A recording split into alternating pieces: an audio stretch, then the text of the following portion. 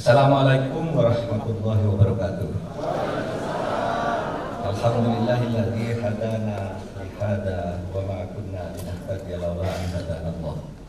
Asyhadu an la ilaha illallah wahdahu la syarikalah al-malikul haqqul mubin wa asyhadu anna sayyidana Muhammadan abduhu wa rasuluh shadiqul wa'dil amin wa arsalahu rahmatan lil alamin amma ba'du.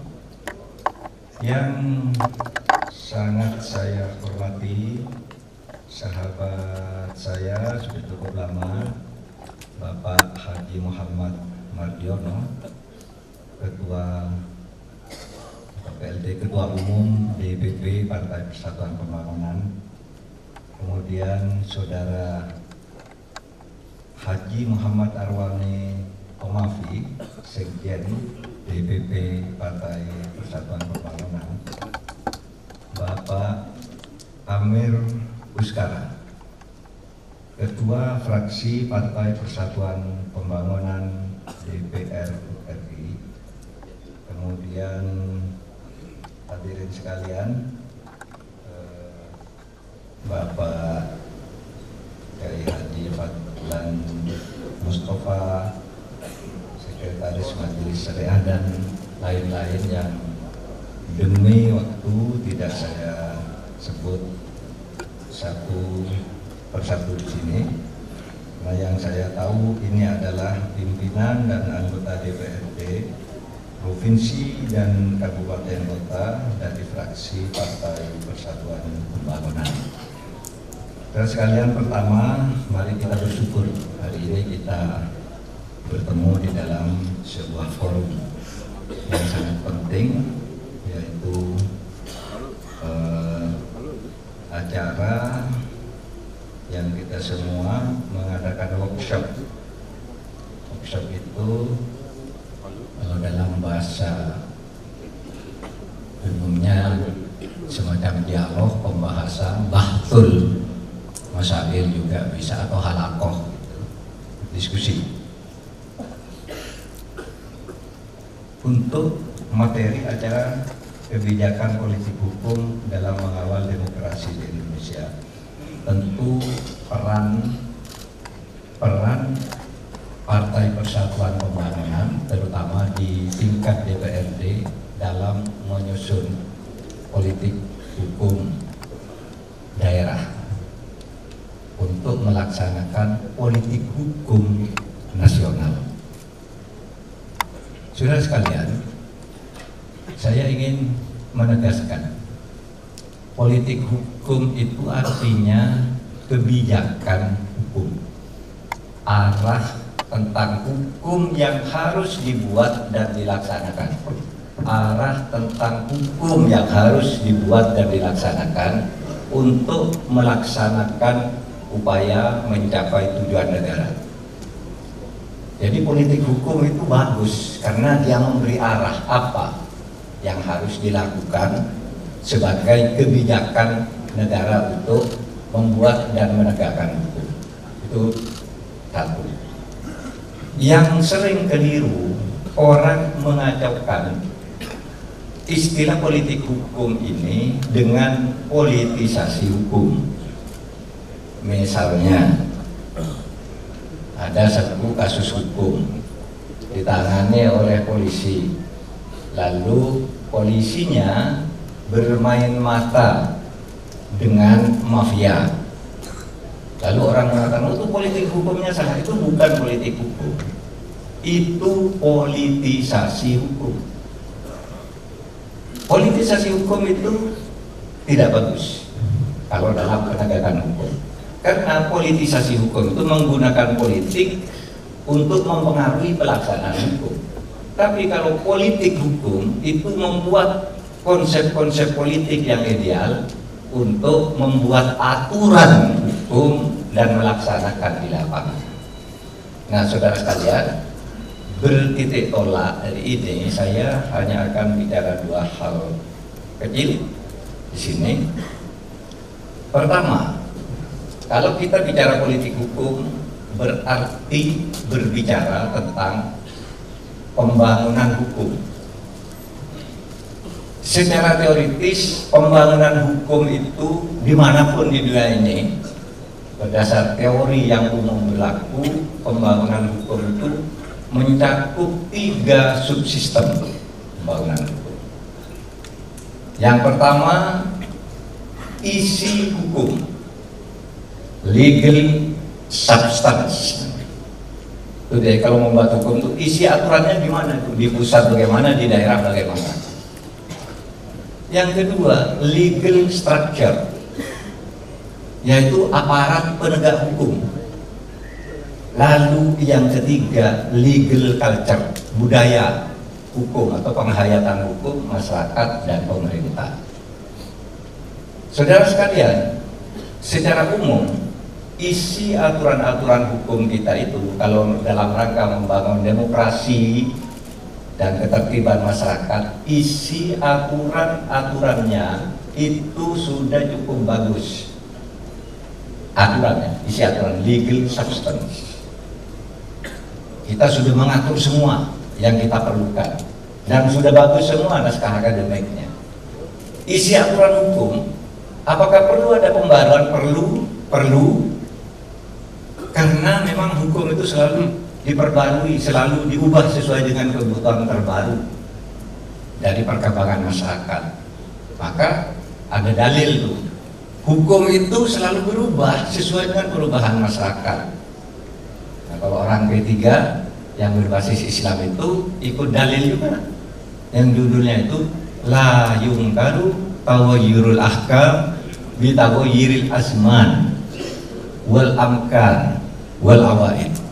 Tidak bisa diragukan bahwa hukum itu harus selalu berubah sesuai dengan perubahan tempat atau perubahan waktu, perubahan tempat, dan perubahan budaya.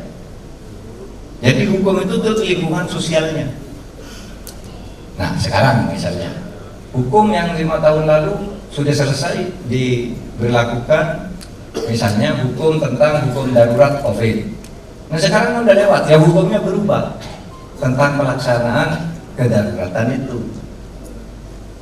Hukum tahun 71 di mana tahun 84, 85 misalnya, di situ ada asas tunggal, itu hukum.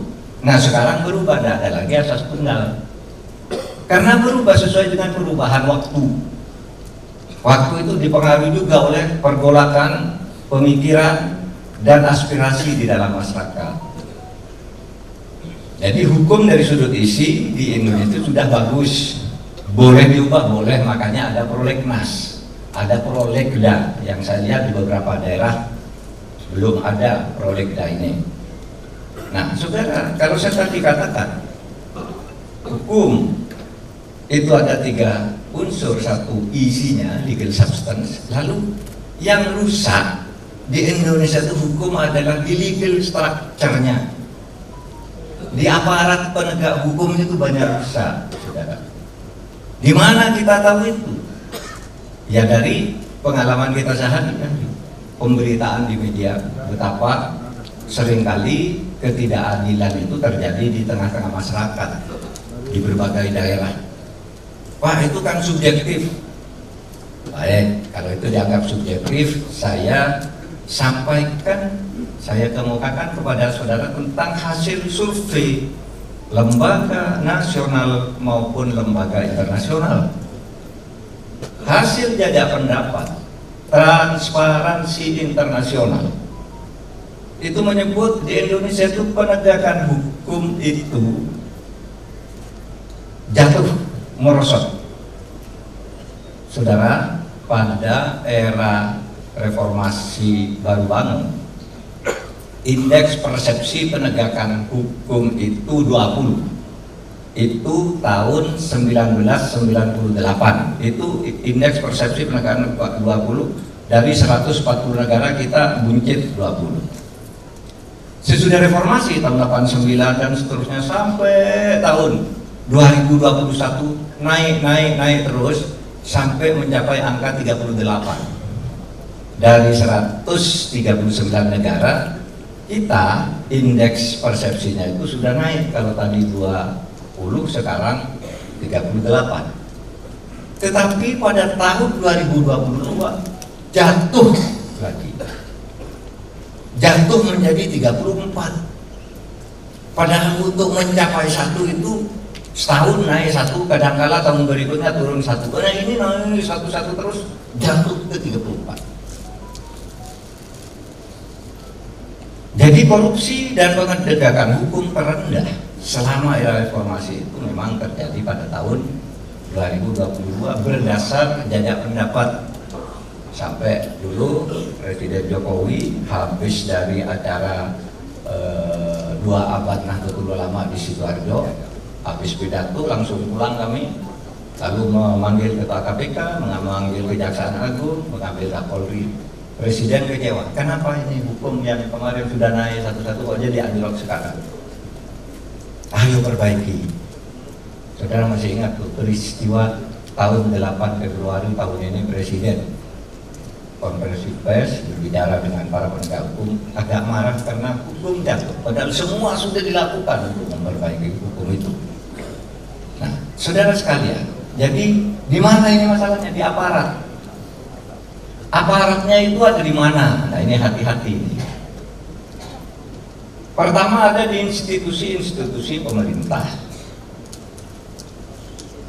terutama di dalam rangka pelaksanaan aturan hukum sehari-hari. Di institusi-institusi pemerintah itu banyak transaksi gelap orang, misalnya Pak Awi misalnya jadi dirjen apa, orang minta izin untuk investasi, diberi izin, tapi kemudian enggak diberi, datang orang lain diberikan lagi ke orang lain, sehingga terjadi konflik. Nah sesudah itu kalau mau ngeluh itu diancam, minta suap, sesudah disuap baru urusan lancar.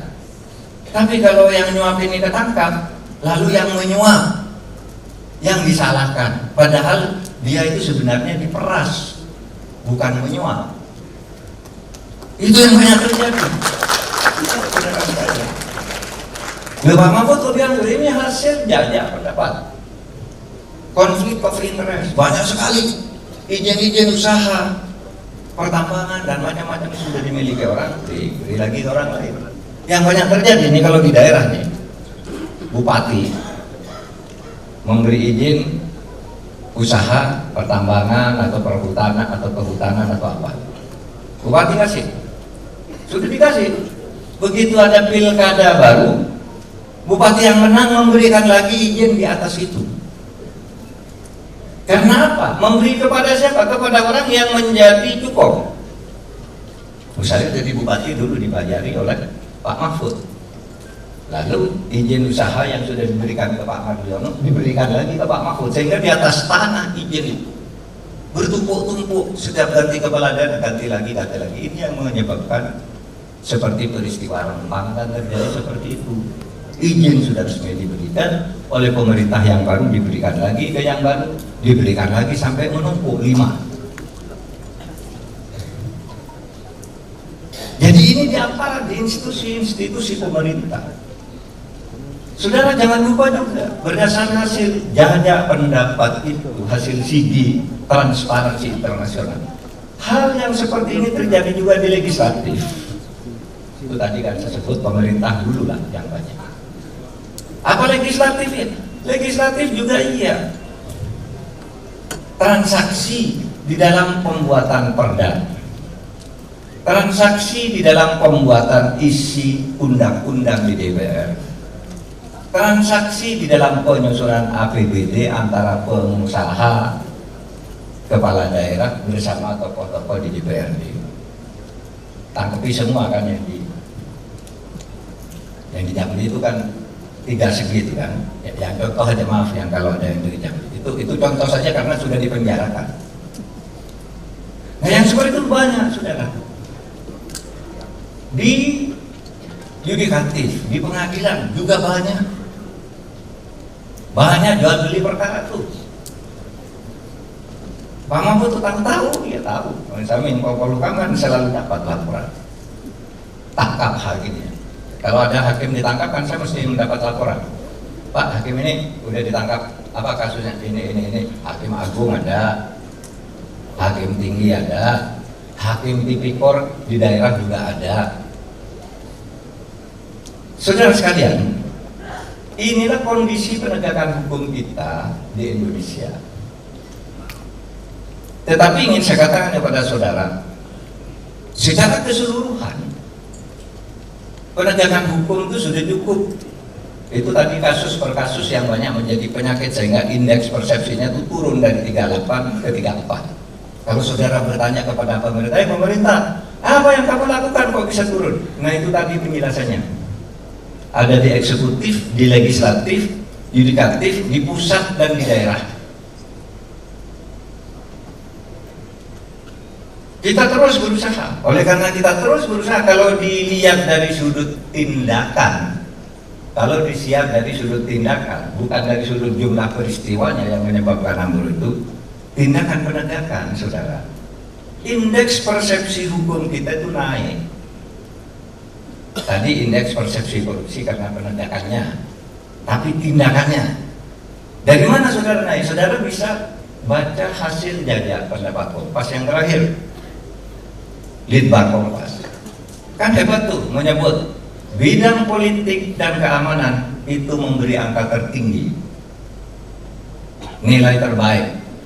Jadi begini, kepuasan terhadap pemerintah itu 74.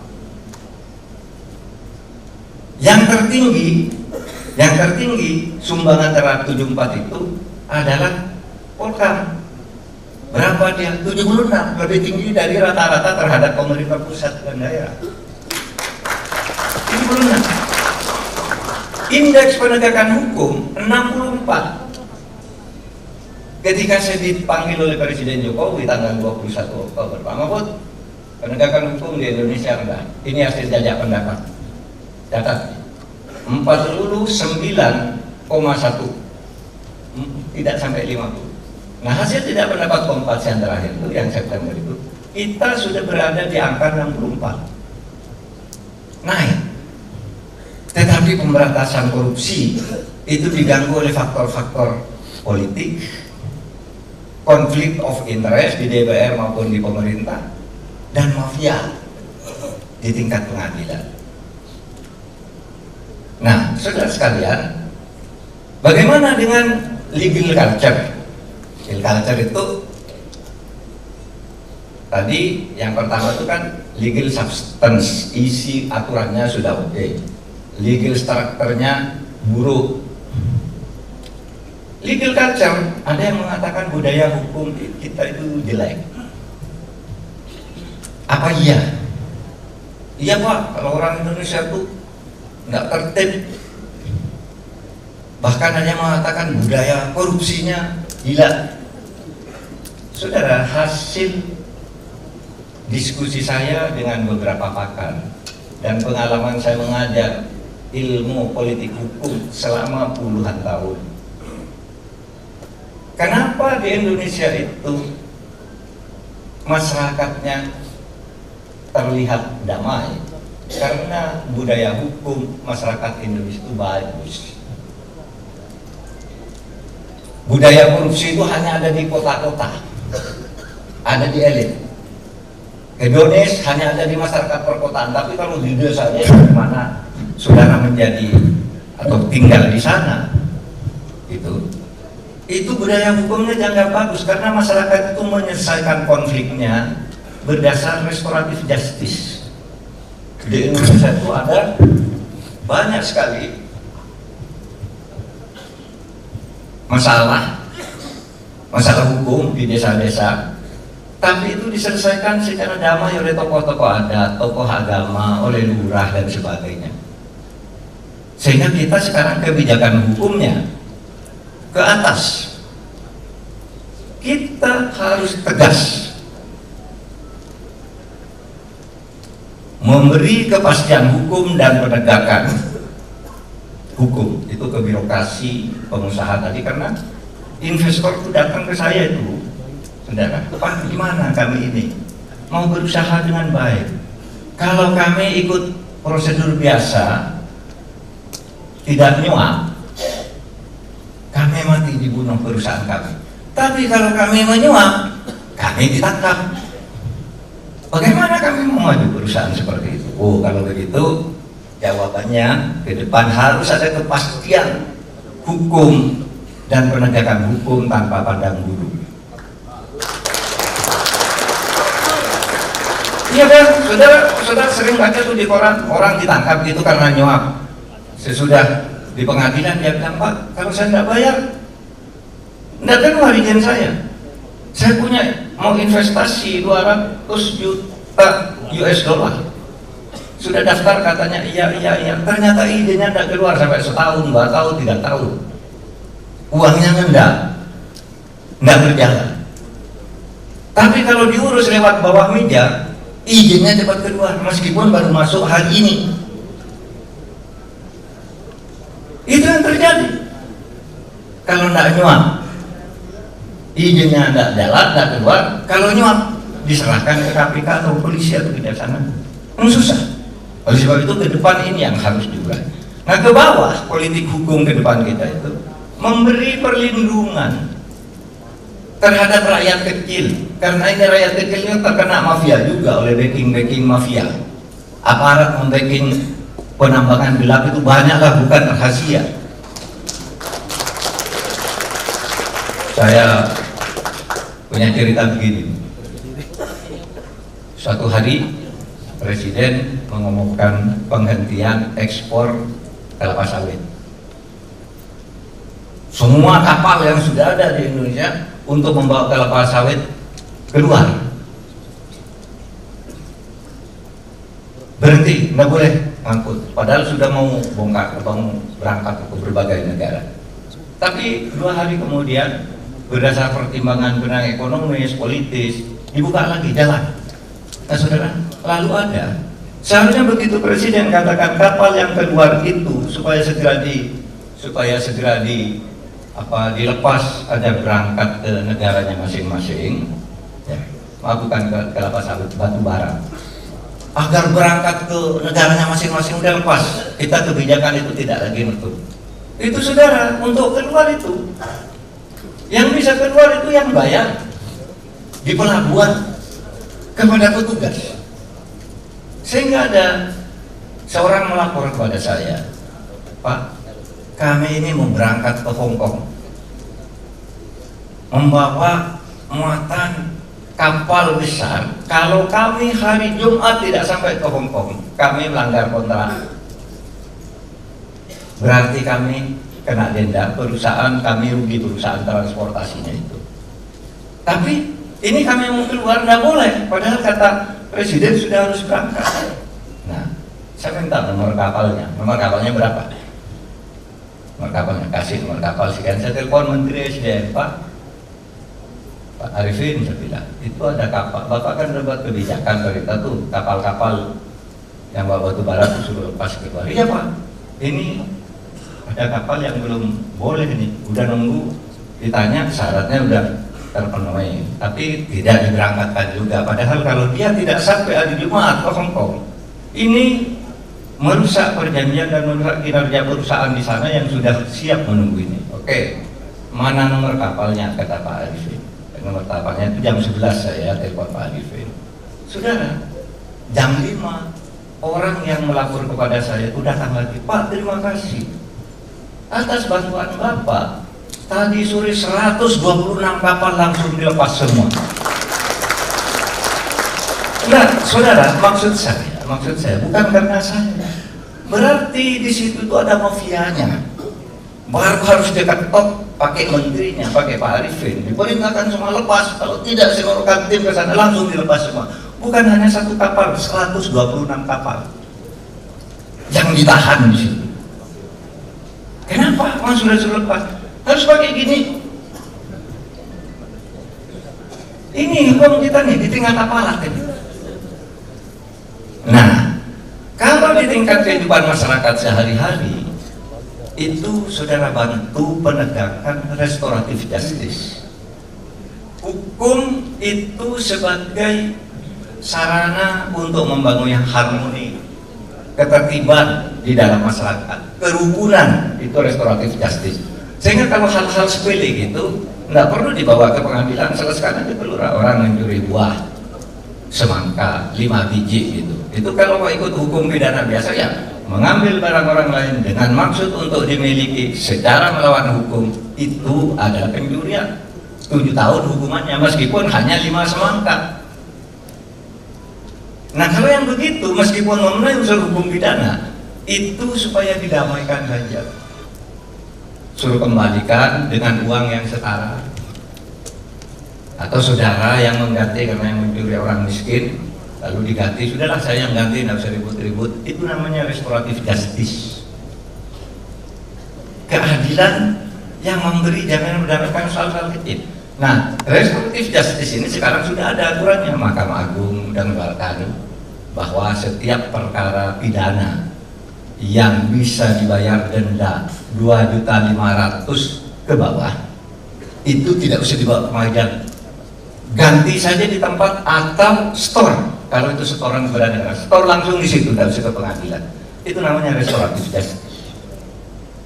Di bidang-bidang ITE, ya, informasi teknologi dan elektronik, informasi dan teknologi elektronik juga ada aturannya, saudara. Kalau menurut undang-undang yang asli, barang siapa menyebarkan berita bohong yang menyangkut seseorang tanpa hak melalui sarana ITE diancam dengan pidana penjara 6 tahun. Kalau menggunakan Undang-Undang Nomor 1 Tahun 46 diancam 10 tahun. Kalau saudara bikin berita-berita hoax itu. Tapi kita turunkan dengan restoratif justice. Kadang-kadang orang kan hanya fitnah. Nah kalau fitnah nggak usah pakai undang-undang ITE. Apa? Pakai undang-undang hukum pidana. Pasal 110 dan seterusnya itu ngatur. Misalnya saya memfitnah saudara Awi, atau Ahmad Tomafi gitu, Ahmad Arwani Tomafi. Ini setiap malam Awi dan Arwani Tomafi itu suka ke nightclub, padahal dia ngaji di rumahnya. Ini kan fitnah. Masa orang P3 ke nightclub, enggak ngaji.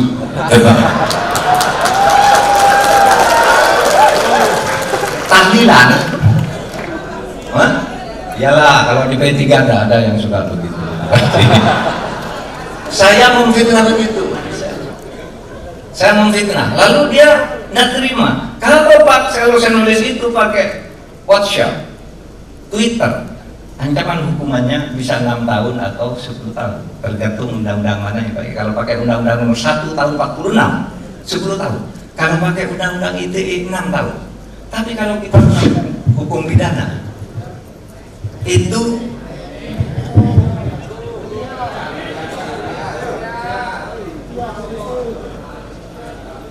ini anunya, polisnya ini lepas. Nggak apa-apa, sambil saya kerja.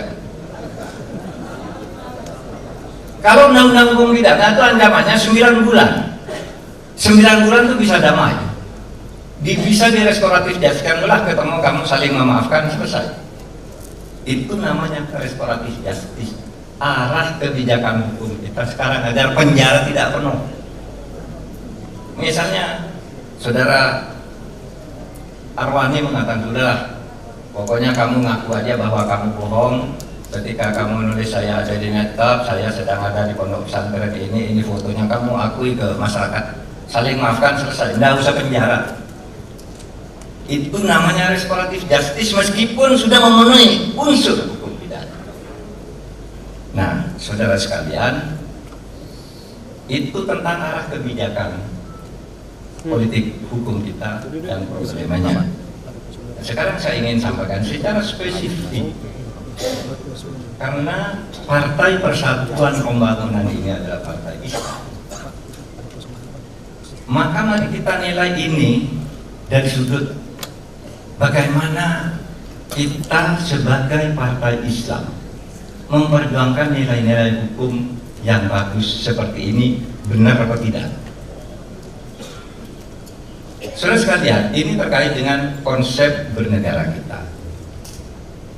Apakah Islam itu mengajarkan bahwa manusia harus bernegara Iya, menurut agama setiap orang itu harus hidup di dalam organisasi negara.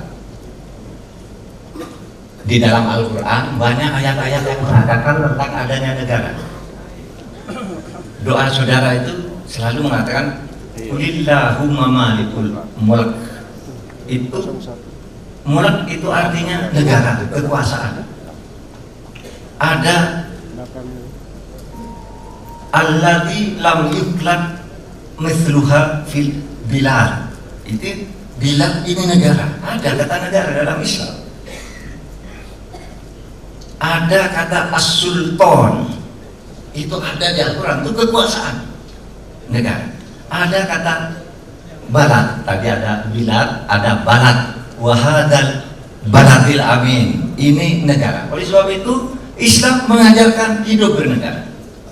Oleh sebab itu Nabi, saudara sekalian, Nabi itu mengajarkan hidup bernegara sehingga Nabi begitu hijrah dari Mekah ke Yathrib, lalu mendirikan negara yang disebut negara Madinah. Negara Madinah itu adalah satu negara perjanjian yang isinya negara Madinah itu, karena negara baru berdiri dan masyarakatnya masih sederhana, di situ ada satu ketentuan penggunaan kekuasaan legislatif. Kalau suatu negara itu kan ada legislatif. Siapa legislatif di dalam konsep negara Islam itu? Di zaman Madinah, Nabi Muhammad legislatifnya itu Allah. Allah yang membuat hukum, dan Nabi Muhammad. Allah dan Nabi Muhammad itu lembaga legislatif Islam di era hidupnya Nabi Muhammad. Tidak boleh ada orang yang membuat aturan hukum kecuali Allah dan Nabi Muhammad. Ketika Nabi Muhammad memimpin negara Madinah, eksekutifnya Nabi Muhammad. Enggak ada perdana menteri, hakim, lembaga kehakiman, yudikatif, tidak ada. Yang mengadili juga Nabi Muhammad. Itu negara yang didirikan oleh Nabi Muhammad.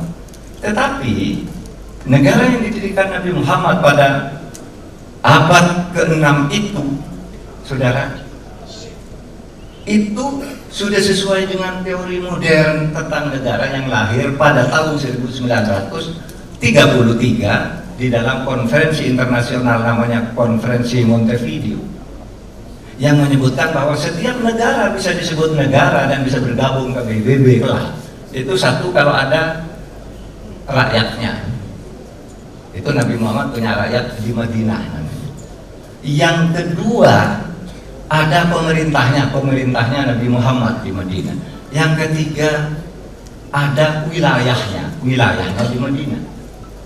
Jadi pada tahun itu Nabi Muhammad sudah melahirkan, memberi dasar bagi lahirnya teori bernegara. Itu 3 unsur di zaman modern. Lalu ditambah unsur baru, yaitu adanya konstitusi dan pengakuan dari negara lain. Tapi tanpa ini pun negara sudah dianggap ada. Ada pemerintahnya yang berdaulat, ada rakyatnya, ada wilayahnya. Jadi apa yang ingin saya katakan di sini? Menurut Islam, ajaran bernegara di dalam Islam itu ada. Tetapi saudara, Islam mengajarkan negara dalam prinsip, tidak mengajarkan dalam rangka teknis. Oleh sebab itu sistem pemerintahan negara sesudah Nabi wafat itu bisa dibuat berdasar ijtihad para ulama masing-masing bangsa. Maka sesudah Nabi Muhammad tidak ada sistem pemerintahan negara yang dikatakan Islami yang ada. Sistem pemerintahan negara yang Islami. Dalam zaman 4 khalifah, Al-Khulafaur Rasyidun atau Khulafaur Rasyidin, itu ada 4 khalifah. Sistem pemerintahnya itu beda-beda, dan itu semua benar. Abu Bakar itu disebut khalifah, pemerintahannya disebut khilafah. Cara memilihnya dia melalui musyawarah langsung umat di dekat jenazahnya Nabi. Pada waktu itu, siapa dia yang mau mengganti Nabi Muhammad? Oh sudah, Abu Bakar aja jadi khalifah. Itu musyawarah langsung umat di situ. Ketika Nabi Muhammad belum dikuburan, itu demokrasi langsung. Tapi saudara, ketika Umar itu menjadi khalifah, dia tidak dipilih, dia ditunjuk oleh Abu Bakar. Kata Abu Bakar, kalau saya meninggal besok, pengganti saya adalah Umar. Nah itu monarki. Kalau Abu Bakar tadi demokrasi, Umar monarki, penunjukan. Kalau Abu Bakar disebut khalifah karena pemerintahnya khilafah, Umar disebut amir, amirul mukminin, sehingga pemerintahannya disebut imaroh, uni imaroh al-Arab, persatuan Emirat Arab, model Umar. Turki Utsmani dulu model Abu Bakar. Ketika Umar mau meninggal, dia berwasiat, nggak boleh pakai keturunan itu, sekarang agak lebih bagus lah, dibentuk ahlul halli wal aqdi, itu Dewan Perwakilan, seperti saudara di parlemen. Umar membentuk Dewan Perwakilan 6 orang. Kata Umar, kalau saya mati besok, bukan anak saya yang jadi khalifah, tapi sebuah Dewan Perwakilan yang namanya ahlul halli wal aqdi. Ketua ahlul halli wal aqdi itu namanya Abdullah bin Umar. Nah Abdullah bin Umar itu oleh Umar, kamu memimpin ahlul halli wal aqdi, tapi karena kamu anak saya, tidak boleh kamu menjadi khalifah. Umar ini Umar kepada anaknya. Sudah ada sejarah Islam. Baca nanti sejarah perjalanan umat Islam. Nah, sesudah Utsman wafat, saudara, Utsman wafat itu ditandai dengan perpecahan umat Islam. Mulai perang di situ antar umat Islam oleh lawan-lawannya. Utsman itu dituduh nepotis. Kata lawannya, bukan nepotis, yang diangkat saudara-saudaranya semua. Gubernur sana ini, sekretaris ini. Betul, saudara baca sejarah Islam. Ini bukan sejarah Islam, baca nanti aja. Banyak sejarah Islam itu. Ya. Ada judulnya Sejarah Muhammad. Ya, ditulis oleh Muhammad Haikal. Saudara baca di sini. Utsman itu ditusuk sedang baca Al-Qur'an. Pecah sejak itu, macam satu mendukung Utsman dengan saudaranya Muawiyah yang memimpin, yang satu dukung Sayyidina Ali. Maka sejak itu muncullah aliran negara imamah. Saya sebagai khalifah pengganti Utsman, kata Ali, saya ingin disebut imam, maka disebut Imam Ali. Negaranya namanya imamah. Jadi ada khilafah, ini juga diambil dari Islam.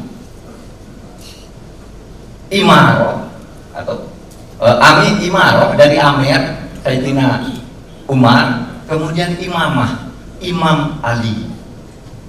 Sesudah itu ada negara republik, negara monarki, presidensil, parlementer, dan sebagainya sampai sekarang ini. Berapa jumlah negara Islam dengan pola-polanya? Ada 57 jenis. Saudara, jadi kalau saudara membuat negara Islam, jangan berpikir harus khilafah, berarti itu tidak tahu arti khilafah.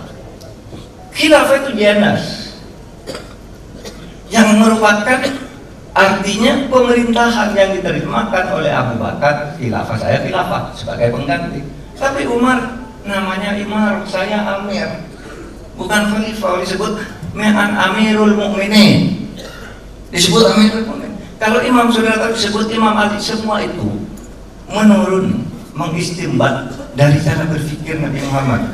Bikin negara seperti Nabi Muhammad tidak bisa, harus diterjemahkan dalam bentuk seperti tadi.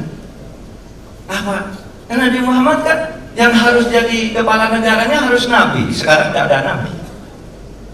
Harus menjadi hakimnya harus nabi dulu yang menghukum orang salah. Sekarang harus Mahkamah Agung karena tidak ada nabi.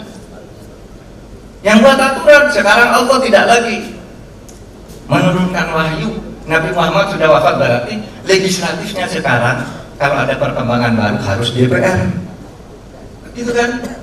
Nah itulah cara kita memahami hidup bernegara. Jadi oleh sebab itu negara itu menurut Imam Al-Ghazali Al-Allamah, ad-din was-sultan tau'aman. Bernegara ya.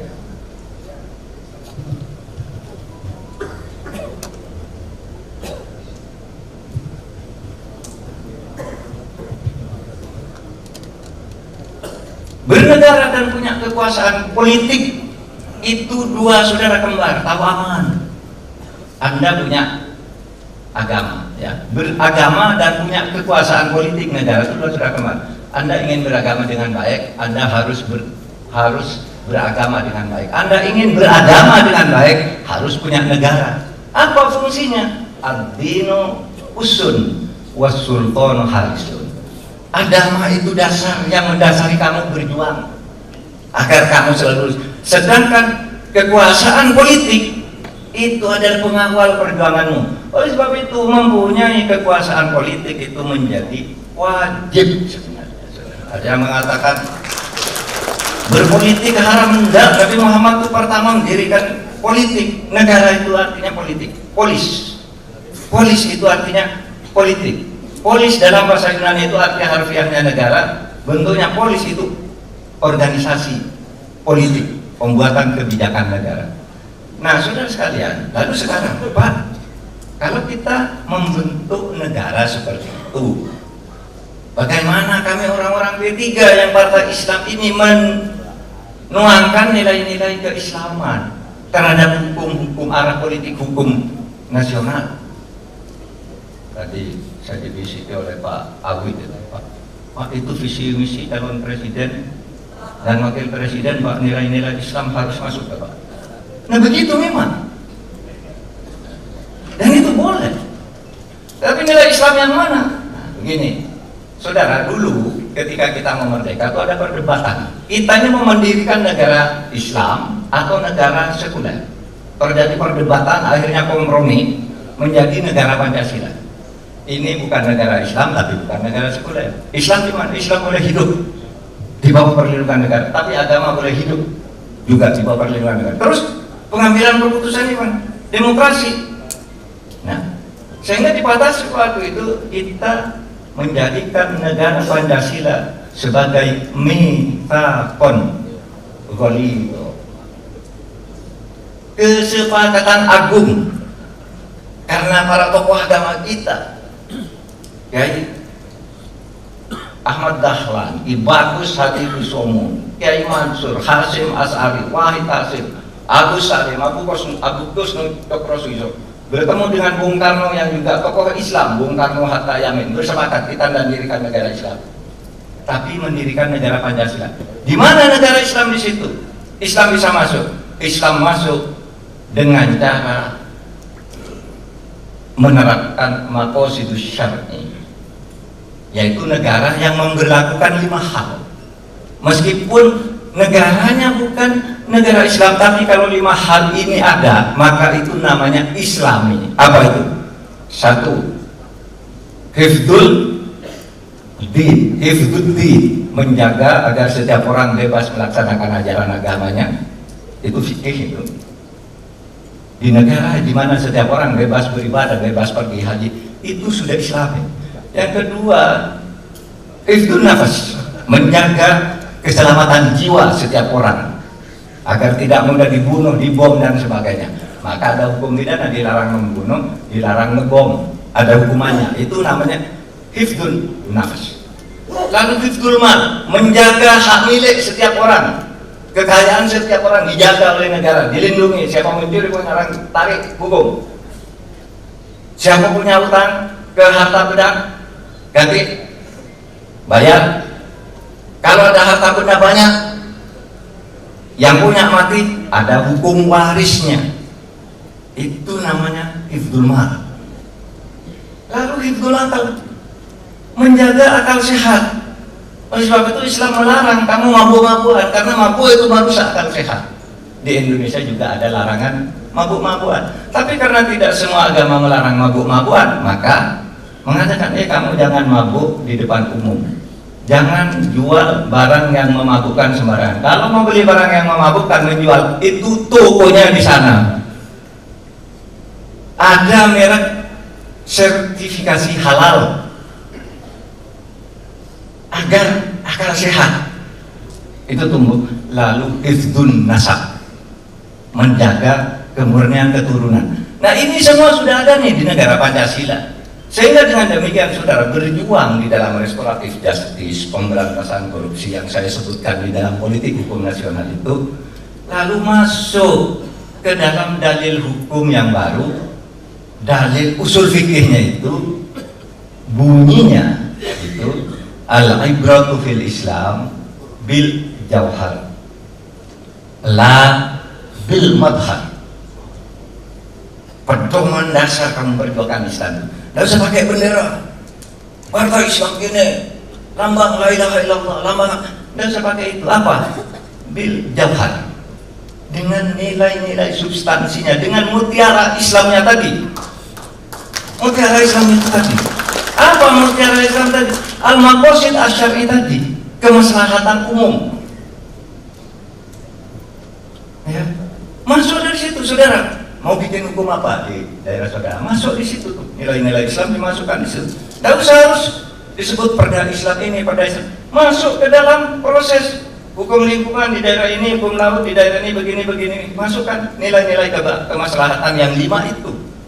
Nah, di situ saudara, kalau ingin membawa nilai Islam, saya ingin menekankan sekali lagi bahwa P3 ini adalah partai Islam yang paling tua yang ada sekarang ini di Indonesia. Karena ini kan merupakan warisan. Dulu mulai dari Serikat Dagang Islam, muncul Serikat Islam, muncul Partai Serikat Islam, muncul Majelis Islam A'la Indonesia, muncul Masumi. Dari Masumi kemudian muncul banyak partai lagi di tahun 55, ada NU, ada Perti, ada Persis, PSI dan sebagainya. Lalu berfusi di tahun 73 menjadi Partai Persatuan Pembangunan. Ini yang ada sampai sekarang. Ini yang ada sampai sekarang.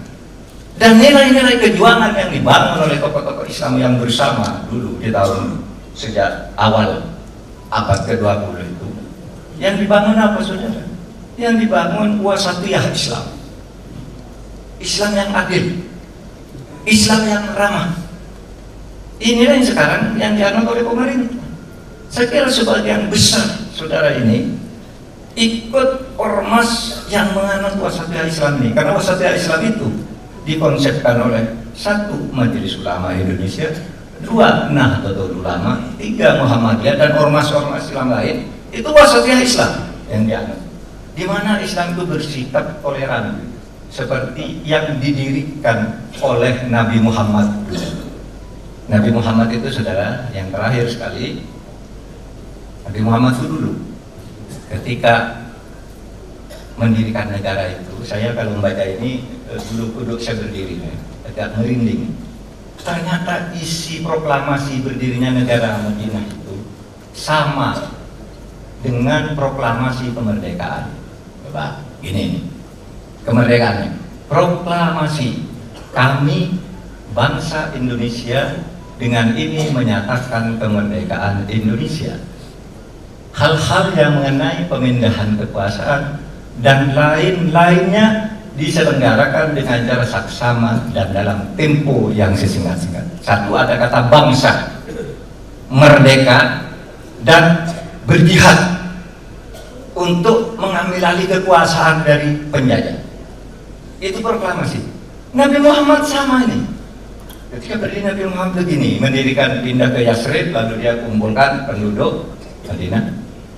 Hada kitab Muhammadin sallallahu alaihi wasallam. Inilah proklamasi dari Nabi Muhammad. Kalau tadi Indonesia itu proklamasinya dari Soekarno Hatta atas nama bangsa Indonesia. Tapi ini hada kitab Muhammad. Inilah proklamasi, inilah ketetapan, inilah keputusan dari Nabi Muhammad yang membawa wahyu Tuhan. Apa itu? Bainal mu'minin wal muslimin wa Quraisyin wa Yathrib wa man tabi'ahum. Orang Islam, Muslim, orang Quraisy yang tidak Islam, orang Yathrib yang tidak Islam, orang Nasrani, Yahudi, wa man tabi'ahum itu ya Nasrani, Yahudi, suku ini yang beragama animisme. Falahiku bihim, menyatakan bersatu, merdeka. Samakan dengan ini menyatakan kemerdekaan Indonesia. Wajah hadam agung, dan akan berjuang terus sebagai satu kesatuan apa? Hal-hal yang mengenai pemindahan kekuasaan. Pemindahan kekuasaan kita ambil alih. Madinah ini adalah sebuah geopolitik sendiri. Itu sama, saudara, dengan proklamasi kemerdekaan. Kenapa bisa sama? Karena yang buat proklamasi itu tokoh-tokoh Islam, Bung Karno, Bung Hatta, Wahid Hasim, Agus Salim, Tahanan. Itu semua tokoh Islam. Sehingga kalimatnya itu sebenarnya tanpa disadari itu terjemahan dari Piagam Madinah. Googling nanti kalau saya bohong. Bagaimana proklamasi, bagaimana Piagam Madinah. Ya itu yang saya katakan tadi. Bagaimana unsur-unsurnya. Ya itu yang saya katakan tadi. Sehingga mari kita bangun negara ini seperti negara yang dibangun oleh di Madinah oleh Nabi Muhammad, itu negara kosmopolit. Negara kosmopolit itu negara kebangsaan yang terdiri dari berbagai agama, terdiri dari berbagai suku, tapi hidup bersama di bawah satu komando kenegaraan, namanya Nabi Muhammad di negara Madinah. Dan Nabi Muhammad itu bukan hanya memimpin negara Islam, tapi Madinah dari yang tadinya Yathrib, yang Yathrib itu ya sesat lah, menjadi Madinah itu namanya beradab. Penduduknya Yahudi, Nasrani, orang yang menyembah api, menyembah matahari, Majusi dan sebagainya. Hidup di situ, dilindungi semuanya. Sehingga saudara sekalian, negara Islam atau Islami seperti dicontohkan oleh Nabi itu adalah negara yang kosmopolit.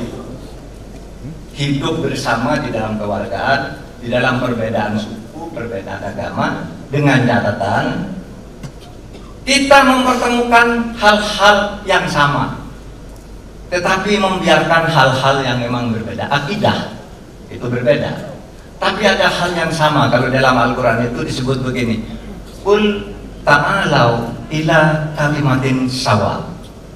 Ayo kamu yang berbeda semua bertemu di sini dalam satu visi yang sama. Nah, visi yang sama itu adalah yang sama, yang tidak sama biar sendiri sini. Yang pergi ke masjid itu tidak sama, udah kamu beribadah di gereja, yang ke pura, yang nyembah batu, yang nyembah sapi, silahkan. Tapi ada kalimatun sawa. Kalimatun sawa itu ideologi kosmopolitanisme, pluralisme, toleransi. Nah itulah, misalnya apa isinya? Kita berantas korupsi ya. Nah ini kalimatun sawa. Anda yang berapa Kristen, Islam, Hindu setuju korupsi di atas.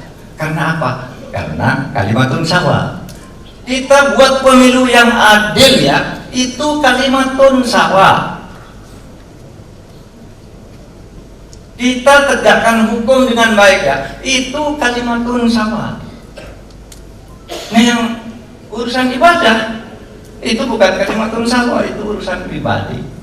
Dan tidak akan terganggu urusan-urusan pribadi beragama itu di dalam negara Pancasila. Rasanya sudah 50 menit.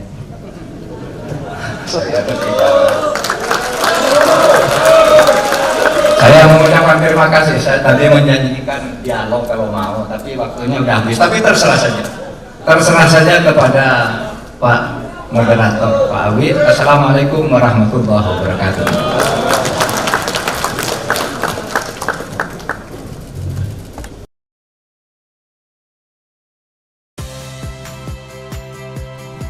Saya Audrey Chandra, saksikan program-program Kompas TV melalui siaran digital, pay TV, dan media streaming lainnya. Kompas TV, independen, terpercaya,